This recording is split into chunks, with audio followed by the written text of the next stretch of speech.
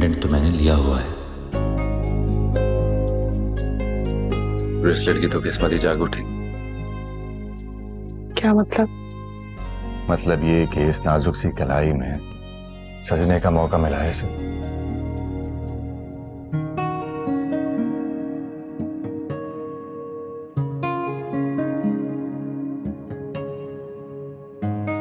मेरे हाथ से तो हाथ छुड़ा लिया, मगर ये ब्रेसलेट बड़ी शान से विराजमान है इस तुम्हारे हाथ में, जैसे मुझसे कह रहा हो कि तुमसे ज्यादा खुश नसीब हूं मैं।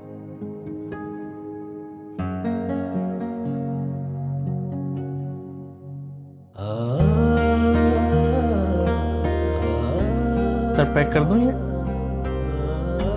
हाँ, ये पैक कर दो।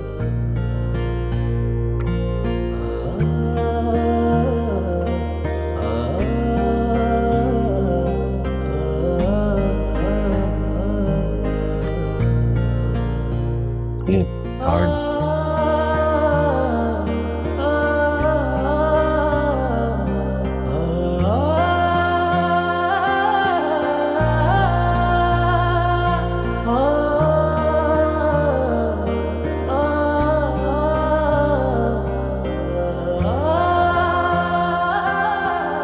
नो।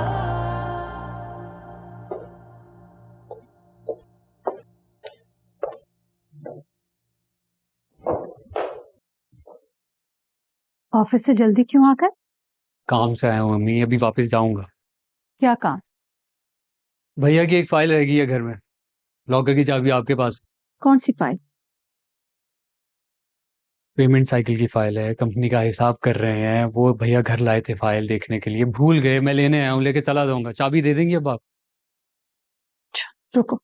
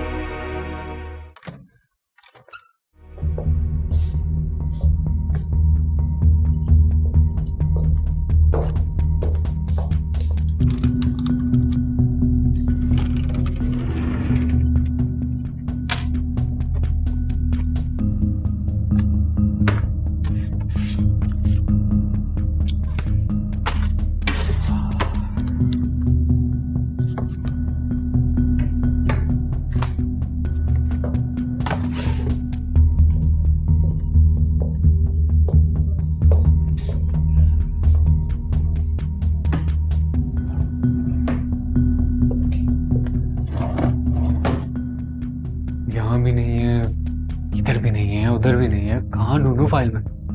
एक छोटा सा काम था, भैया खुद कर लेते, मुझे बस आती ऐसे खामखा।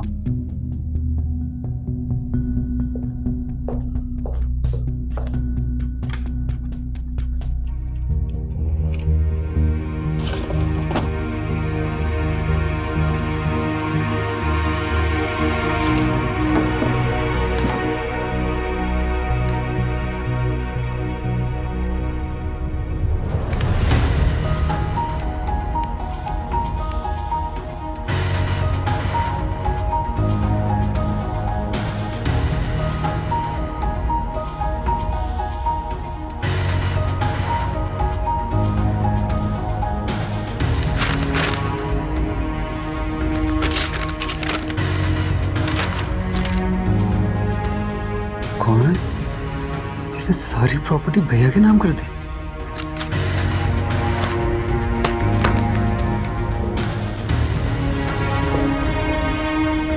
और उस अमजद कौन है?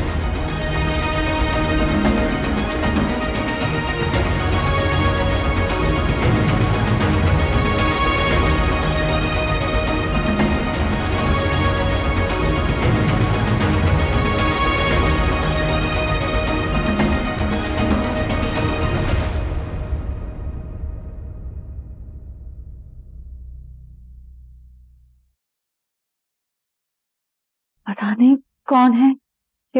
नहीं नहीं नहीं नहीं नहीं नहीं, ऐसा हो ही नहीं सकता कि आप ना जानती हो। कौन है ये औरत जिसने अरबों की प्रॉपर्टी भैया के नाम कर दी है? क्या रिश्ता है भैया कब से?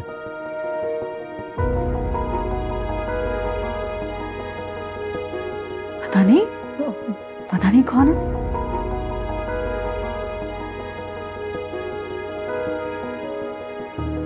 नहीं, फजूल में उसके कागजात में घुस रहे हो, वो पता चलेगा तो वो गुस्सा होगा। लाओ मुझे दो। नहीं, नहीं, नहीं। जब तक मुझे पता नहीं चलेगा कि ये कौन है, ना ही मैं आपको ये फाइल दूंगा, ना ही यहां से जाऊंगा।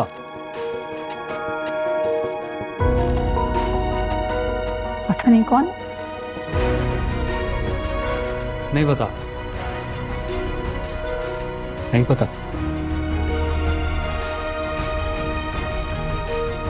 ठीक है, मैं जाकर भैया से ही पूछ लेता हूँ। अच्छा,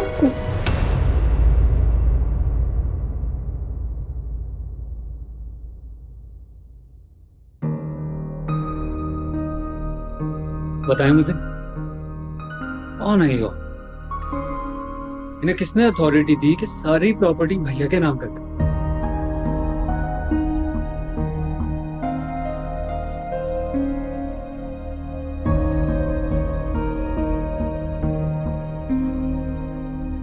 ईसा की सगी माँ है।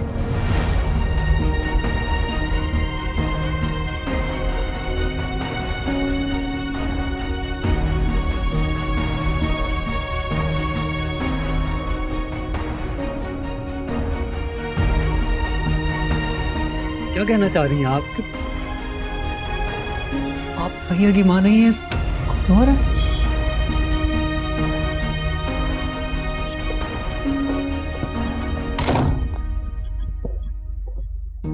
बैठो।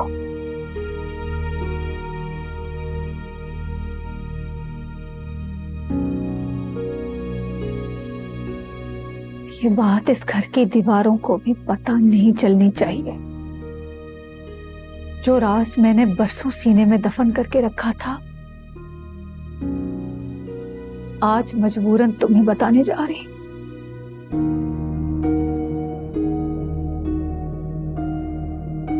मुझे एक बात बताएं, इनको ये अथॉरिटी दी किसने कि हमारे बाबा की जायदाद का मालिक किसी एक को बना के चली गई? ये जायदाद तुम्हारे बाप की नहीं है।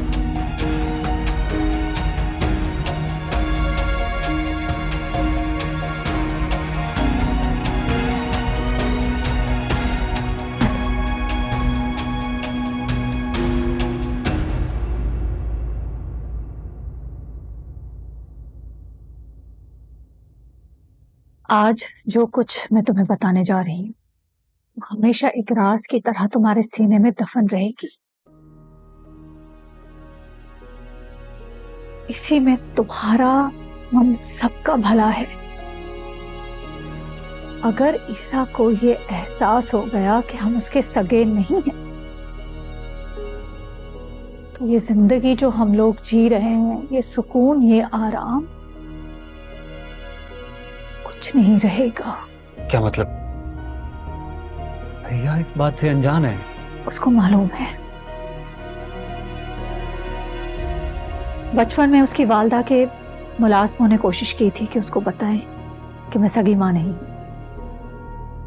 मैंने उन तमाम मुलाजमों को निकाल दिया और तब से ईसा को इतनी मोहब्बत दी, इतना प्यार दिया कि उसके अंदर से ये एहसास खत्म हो जाए कि मैं उसकी सगी मां नहीं हूं।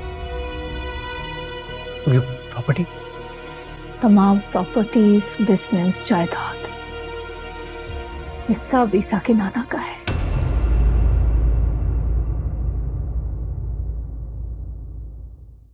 तुम्हारे बाबा तो वहां जॉब करते थे।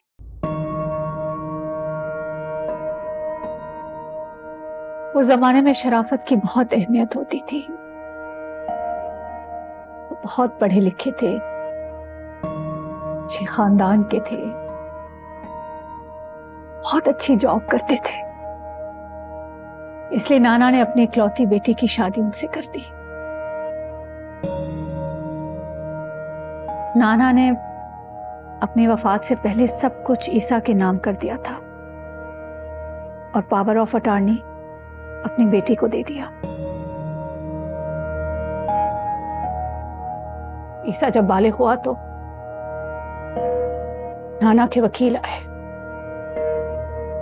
उन्होंने आकर सारी हकीकत बता दी। सब कुछ ईसा के नाम कर दिया। मतलब हमारा कुछ भी नहीं है, सब कुछ भैया का है।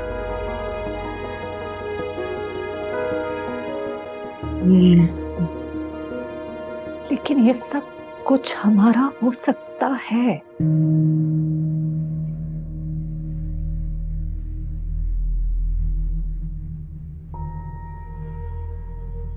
अगर तुम मेरे कहने पर चलो तो तुमने देखा है ना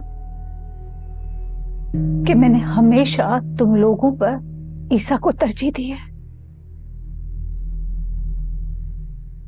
मैंने उसे इतना प्यार दिया है, इतनी मोहब्बत दी है, उसके अंदर से ये एहसास मिटा दिया है कि मैं उसकी सगी मां नहीं हूं।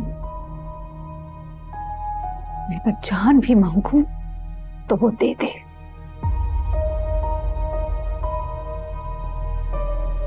बाबा को चाहिए था कि वो प्रॉपर्टी के हिस्से कर जाते। भैया तो छोटे ही थे जब उनकी डेथ हुई थी। उनके हाथ में कुछ भी नहीं था। नाना ने तो सब कुछ वकील को सौंपा हुआ था। कानूनी वसीयत बनी हुई थी।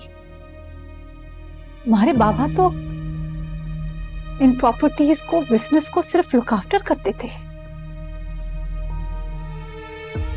मुझे तो खुद ये बात शादी के बाद पता चली थी। तभी मैंने फैसला कर लिया था कि अपने प्यार से, मोहब्बत से ईसा को काबू करूंगी,